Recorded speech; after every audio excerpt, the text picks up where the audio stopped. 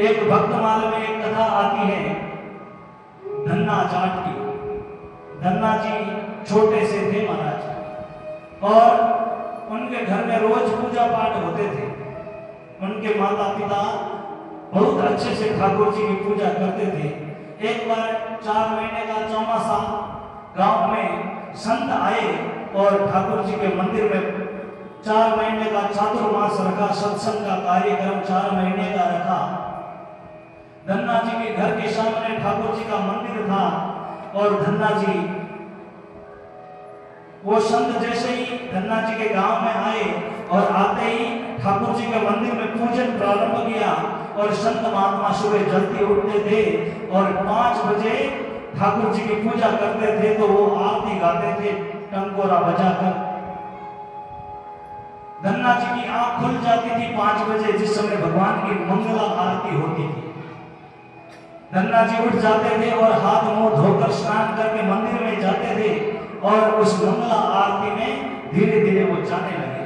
1 दिन गए, 2 दिन गए, तीसरे दिन उनको अच्छा लगने लगा कि भगवान की कितनी सुंदर पूजा हो रही है, भगवान की कितनी सुंदर पूजा अर्चना ये संत कर रहे हैं। धन्ना जी को अच्छा लगने लगा। धन्ना जी बड़े प्रसन्न हुए और रोज 4 बजे उठकर आधा घंटे पहले ही मंदिर में चले जाते थे। और वो संत महात्मा अपने ठाकुर जी की पूजा इस तरह से करते थे। उनके पास में एक छोटे से शालिग्राम जी थे, छोटे से शालिग्राम जी थे। वो उनकी बड़ी सुंदर भावना से पूजा करते थे। पहले उनको अच्छे जल से नहलाते थे, उसके बाद में दूध, दही, घी, शक्कर, शहद सबसे स्नान करवाते थे, और फिर उनको अच्छे शुद्ध कपड़े से पोंछकर उनके ऊपर चंदन आदि, रोली, कुंकू, चावल और वस्त्र वगैरह पहनाते थे। और फिर उनको धूप दीप दिखा के, अबीर गुलाल लगाकर, इत्र वगैरह बढ़िया सुंदर पूजा करके उनको भोग लगाते थे, प्रसाद चढ़ाते थे। उस समय भी वो टंकोरा बजाते थे। ये धन्ना जी को बड़ा मन में अच्छा लगने लगा। धन्ना जी बड़े प्रसन्न होने लगे कि भगवान की देखो कितनी सुंदर पूजा कर रहे हैं। अब छोटा सा बालक जैसा देखता है वैसा सीखता है। धन्ना जी के भाव ऐसे हो गए कि वो संत महात्माओं के पास में ही रहने लगा, वो घर जाता ही नहीं। वो संतों के साथ में रहने लगा, संतों के साथ में उठता था, और संतों के साथ में ही वो तैयार होकर उस मंदिर में आ जाता था और पूजन करवाता था, आरती भी करवाता था, और दिन भर सत्संग सुनता था और शाम को फिर सो जाता था। धीरे धीरे करते वो 4 महीने ऐसे निकल गए, धन्ना जी को पता ही नहीं चला। 4 महीने पूरे होने लगे तो वो संत महात्मा अपने शालिग्राम जी लेकर वापिस जाने लगे आश्रम में। तो धन्ना जी उनके आगे आकर खड़े हो जाते हैं, अरे संत महात्माओं आप कहाँ जा रहे हो? संत महात्मा कहने लगे, धन्ना अब तो हमें हमारे आश्रम जाना पड़ेगा। ये 4 महीने का चौमासा था और हमारा फर्ज था कि हर गांव में जाकर हम 4 महीने की ये सत्संग करें। धन्ना जी कहते हैं 4 महीने हो गए तो क्या हो गया, आप इधर ही रहिए और इधर ही पूजा करिए, मुझे बड़ा अच्छा लगता है। संत महात्मा कहते हैं, अरे धन्ना हमें हमारे आश्रम जाना पड़ेगा, आश्रम में कोई नहीं है, 4 महीने हो गए छोड़े हुए। धन्ना जी कहते हैं फिर अच्छा ठीक है आप जा सकते हो, लेकिन आपके हाथ में जो सेवा है, जो शालिग्राम जी है, उनकी जो पूजन सामग्री है, जो टंकोरे आदि है, वो सब इधर छोड़ जाइए, आप चले जाइए। मुझे आपसे कोई काम नहीं है, लेकिन आपकी जो सेवा है वो मुझे दे दीजिए। अब बताओ कोई अपनी सेवा कैसे दूसरे को दे सकता है? संत महात्मा कह रहे हैं, धन्ना मेरी सेवा में तुझे क्यों दूं? धन्ना जी हट कर लेते हैं, नहीं ये सेवा तो मुझे दे दीजिए, आप चले जाइए, मुझे पूजा करनी आती है। संत महात्मा कहते हैं, अरे धन्ना तेरे से पूजा होती नहीं है, इनके बड़े विधान है, विधि विधान से पूजा करनी पड़ती है। धन्ना जी कहते हैं मैंने आपके साथ में रह के सब कुछ सीख लिया, अब मैं अच्छे से पूजा कर सकता हूँ। जैसे ही धन्ना जी ने ऐसे हट कर लिया और कहने लगे और रोने लगे, नहीं आप भले जाओ लेकिन ये ठाकुर जी इधर दे दो। संत महात्मा धन्ना जी के माँ को जाकर कहते हैं, अरे माता जी आपका पुत्र तो बड़ा भोला भाला है, इसको समझाओ, ये हमारी सेवा मांग रहा है, और कोई अपनी सेवा कैसे दे सकता है। मैं मेरी सेवा नहीं दे सकता धन्ना को। धन्ना की माँ समझाती है, लेकिन फिर भी धन्ना नहीं मानते। धन्ना जी नहीं मानते हैं, धन्ना हट कर लेते हैं। संत महात्मा कहते हैं माता जी रुको, ऐसे बालक मानता नहीं है, मैं कुछ तरकीब सोचता हूँ, कुछ तरकीब सोचता हूँ। और महाराज धन्ना जी के सामने वो संत बाहर गए और बाहर जाकर एक बड़ा सा पत्थर लिया और उसको घिस के गोल बनाकर धन्ना जी को लाकर सामने रख दिया और कहने लगे धन्ना जी ये राजा ठाकुर है और मेरे पास में जो शालिग्राम जी है वो है सिपाही ठाकुर। जो राजा ठाकुर कहते हैं वही सिपाही ठाकुर करते हैं, इसलिए तुम कौन सा ठाकुर लेना चाहोगे। धन्ना जी तो रोज जिस शालिग्राम जी की पूजा होती थी, धन्ना जी कहते हैं मैं तो सिपाही ठाकुर लूंगा। संत महात्मा कहते हैं अरे बड़ा जिद्दी बालक है, इसको समझाया लेकिन फिर भी ये नहीं मानता है। धन्ना जी माने नहीं, फिर भी संतों ने समझाया अरे धन्ना जी ये राजा ठाकुर बड़े चमत्कारिक हैं, ये जो कहते हैं वही ये सिपाही ठाकुर करते हैं, इसलिए तुम राजा ठाकुर को ले लो, ये बड़ा वाला पत्थर है वो ले लो। धन्ना जी भोले भाले थे महाराज, मान गए, अंत में मान गए और वो पूजा उनको दे दी। धन्ना जी अब राजा ठाकुर को अपने पास में रखने लगे, अब शाम का समय हो गया संत महात्मा जाने के बाद में, और धन्ना जी अपनी माँ को बोलते हैं माँ मुझे सुबह जल्दी उठना है 4 बजे और राजा ठाकुर की सेवा करनी है तो मैं सेवा करूंगा कैसे, क्योंकि मेरे पास तो पूजा की कोई सामग्री नहीं है। एक काम करो माँ, आप पूजा की सामग्री मंगवा दीजिए। आप जो पूजन करने की सामग्री है जैसे चंदन है, कुमकुम है, मोली इत्यादि जो भी पूजा के सामग्री है वो सब मंगा दीजिए।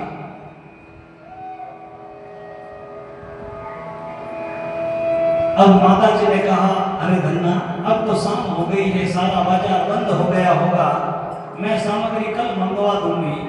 धन्ना जी रात को सोते तो है लेकिन उनको नींद नहीं आती है। धन्ना जी कहते हैं माँ सामग्री सुबह नहीं आएगी तो मैं पूजा कैसे करूंगा। धन्ना की माँ समझाती है कि एक दिन नहीं होगी पूजा तो क्या हो जाएगा, कल कर लेना, मैं कल सामग्री सारी ला कर दे दूंगी। धन्ना जी सुबह उठते हैं, ठाकुर जी की पूजा के लिए तैयार तो होते हैं लेकिन उनके पास कोई पूजा नहीं होती है। दिन उठ जाता है, धन्ना जी पूजा की तैयारी तो करते हैं लेकिन सामग्री नहीं है। अब महाराज धन्ना जी फिर अपनी माँ के पास जाते हैं और कहते हैं माँ अब तो बाजार खुल गया होगा, अब तो सामग्री मंगवा दीजिए। धन्ना जी की माँ कहती है अब तो मुझे घर का सारा काम बाकी पड़ा है, इसलिए मैं दोपहर को लाकर दूंगी। धन्ना जी को जैसे तैसे समझा के दोपहर हो जाती है, फिर धन्ना माँ को याद दिलाता है माँ सामग्री चाहिए, सुबह जल्दी पूजा करनी पड़ेगी मुझे और सामग्री नहीं है मेरे पास। माँ कहती है शाम को दोपहर को लाकर दे दूंगी। फिर दोपहर हो जाती है, फिर धन्ना माँ को बोलता है माँ मुझे सामग्री चाहिए। माँ परेशान हो जाती है, सामग्री सामग्री सामग्री धन्ना जी बार बार कहते हैं। माँ कहती है अरे धन्ना ठाकुर तेरे पूजा तुझे करनी है, सामग्री मैं क्यों लाऊं, तेरी सामग्री तू ही ला, मैं तो परेशान हो चुकी। धन्ना जी बड़े नाराज हो जाते हैं माँ से और मन में विचार करते हैं अरे ठाकुर जी मैं तो आपकी पूजा करना चाहता हूँ लेकिन मेरे पास सामग्री नहीं है। धन्ना जी जैसे तैसे कहीं से रोली उठाते हैं, कहीं से चावल उठाते हैं, मोली उठाते हैं, अबीर गुलाल इत्र सब इकट्ठे करते हैं, लेकिन उनको चंदन कहीं पर मिला नहीं और ठाकुर जी की पूजा तो चंदन के बिना अधूरी रहती। धन्ना जी बड़े विचार में पड़ गए, सुबह 4 बजे मुझे पूजा करनी है और चंदन की व्यवस्था नहीं हुई। धन्ना जी को कहीं पर चंदन मिला नहीं, सारी सामग्री इकट्ठी कर ली लेकिन चंदन नहीं मिला। तो धन्ना ने क्या किया, घर के बाहर एक ईंट पड़ी हुई थी और वो ईंट आधी टूटी हुई थी और उस ईंट को उसने घस घस के उसका पाउडर बना के उसको एक चंदन के लेपन में तैयार किया। प्रभात समय हुआ, दिन उग गया और पूजन का समय हुआ 5 बजे और धन्ना जी अब बड़े भाव से पूजा कर रहे हैं ठाकुर जी की।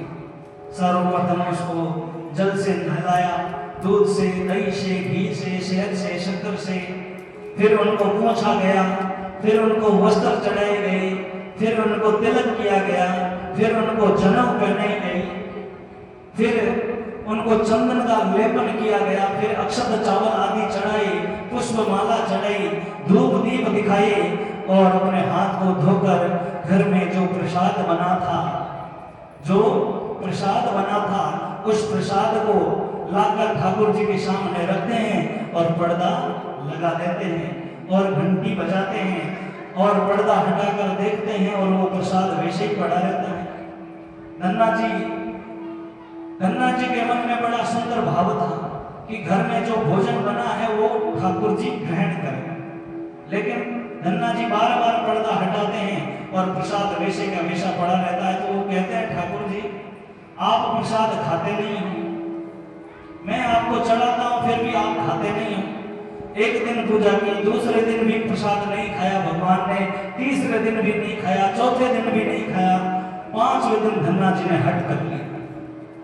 धन्ना जी पूजा करके वो प्रसाद जो घर में बना था वो थाल में रखकर परोस कर भगवान के आगे रख दिया और पर्दा कर दिया।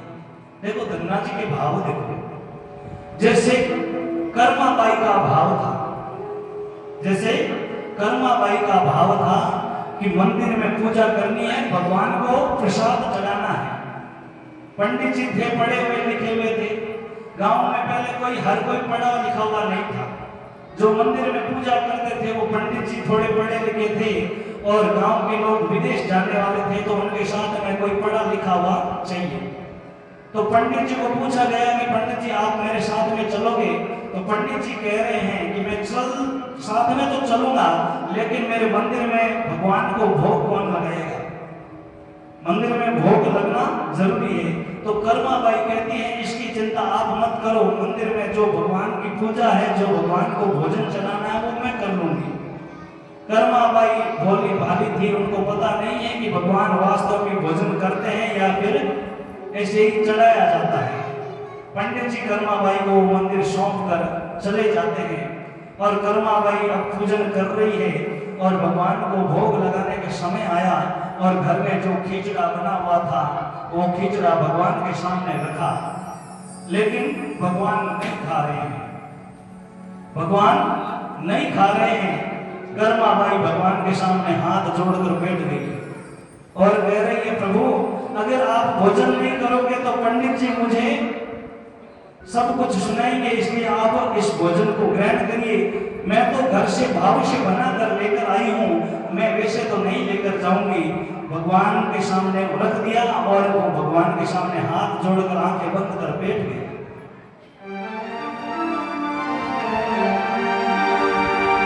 हरी थाली भर कर लई खींचो, थाली भर कर लई खींचो, ऊपर की बात की जी को मारा सामने खींची, थाली की जात की, थाली भर कर लई खींचो, ऊपर की बात की जी को मारा सामने खींची, थाली की जात की, थाली की जात की।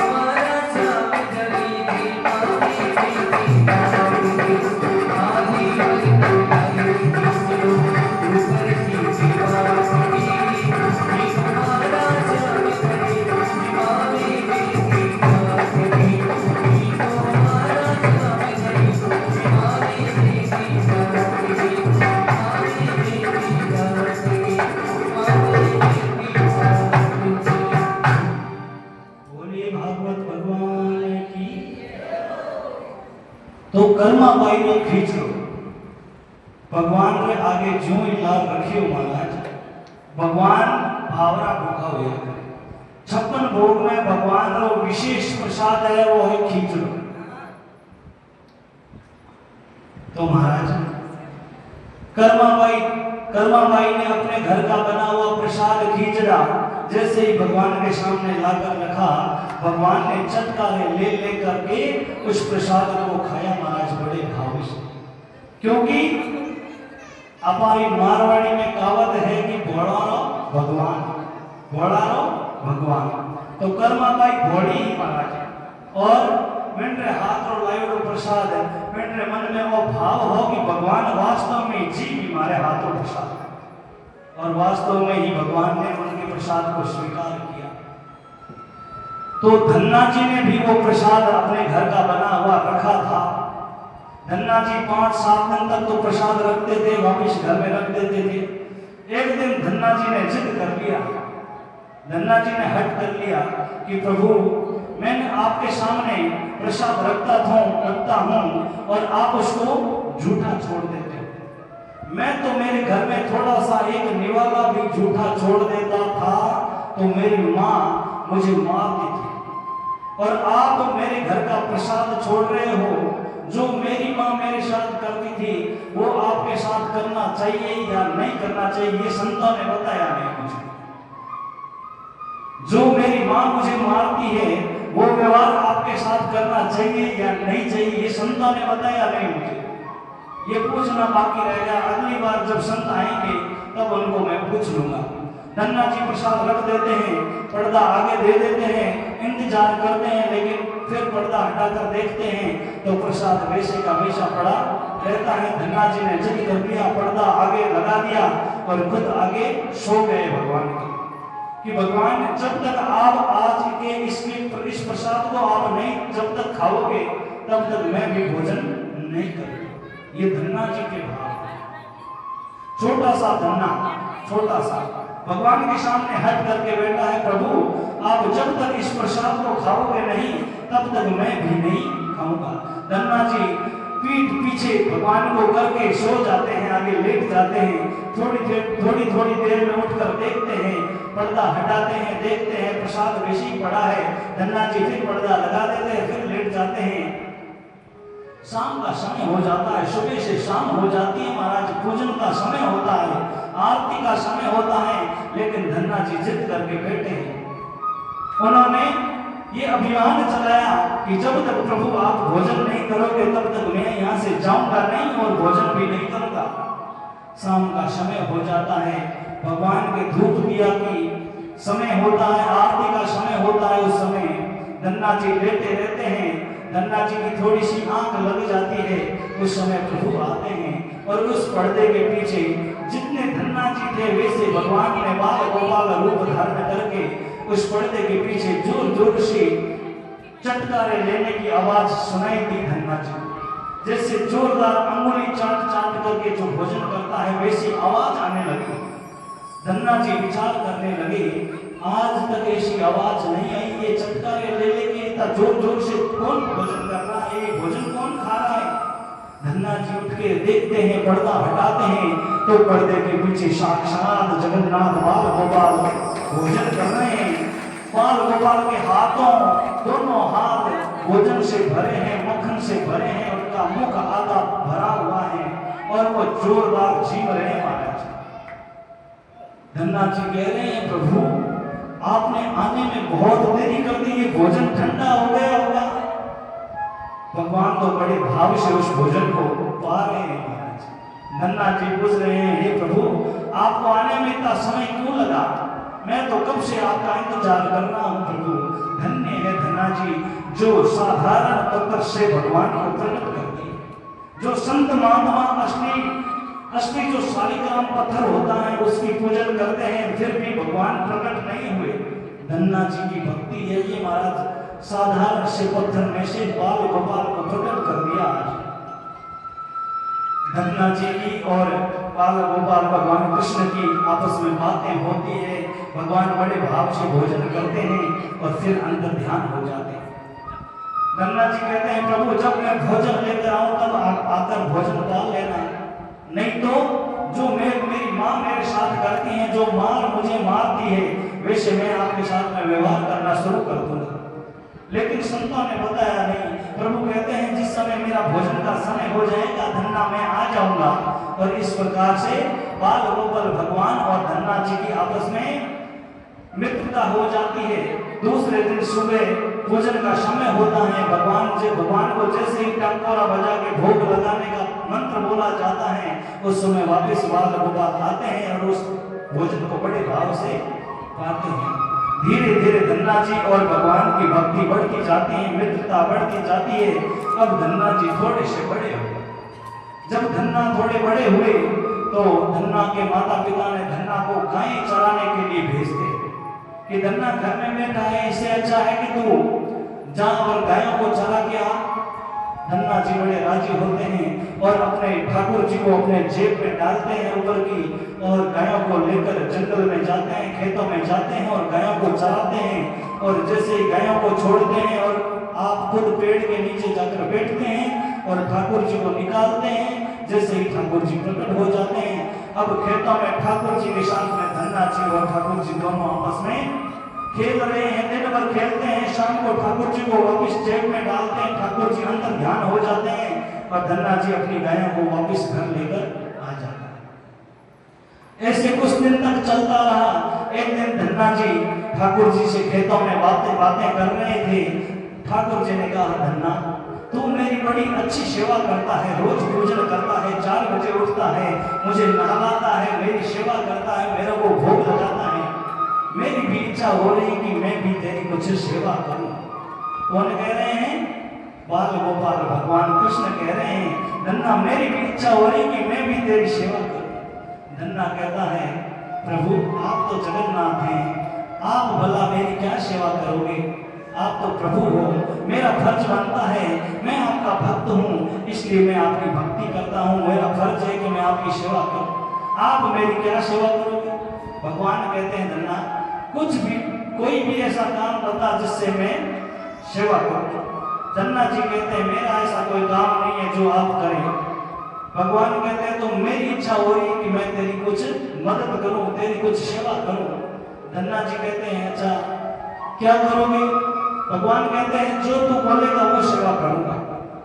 धन्ना जी कहते हैं, अच्छा मेरे पास तो एक ही काम है, गाय चराने का, अगर ये तुम कर लो तो मैं आराम से दिन में सो पाऊंगा, सुबह जल्दी उठना पड़ता है तुम्हारी सेवा करने के लिए। ये धन्ना जी के भगवान कहते हैं, अरे धन्ना ये तो बड़ा अच्छा काम बताया तूने, ये गाय चराने का काम तो मेरा खानदानी है, इसके लिए तो मैंने अवतार भी लिया है। गायों को चराने के लिए ये तो मेरा खानदानी काम है, गायें चराने के लिए मैंने कृष्ण अवतार गायों के लिए ही तो लिया है। ये तो बड़ा अच्छा काम है, ये तो मेरे लिए बहुत सरल काम है। धन्ना जी कहते हैं, फिर ठीक है आप चलो, मैं घर जाके सोता हूँ। धन्ना जी गायों को छोड़ देते हैं और बाल गोपाल भगवान कृष्ण उनको गायों को चराते हैं। धन्ना जी घर पे आके सो जाते हैं। दिन भर धन्ना सोया रहता है, शाम को वापस जाता है, ठाकुर जी को अपने जेब में डालता है और ठाकुर जी अंदर ध्यान हो जाते हैं और धन्ना गायों को लेकर घर पे आ जाता है। कुछ समय ऐसा निकलता है, इसी तरह से भगवान गायों को चराते हैं। वापिस 4 महीने का चौमासा आता है और वो संत वापिस आते हैं जो पिछली बार आए थे। संत आते हैं और मंदिर में पूजा करने के लिए बैठते हैं, लेकिन इस बार धन्ना दिखाई नहीं दिया। संत महात्मा विचार कर रहे हैं कि जो पिछली बार छोटा सा बालक था धन्ना, वो कहाँ है, दिखाई नहीं देता है।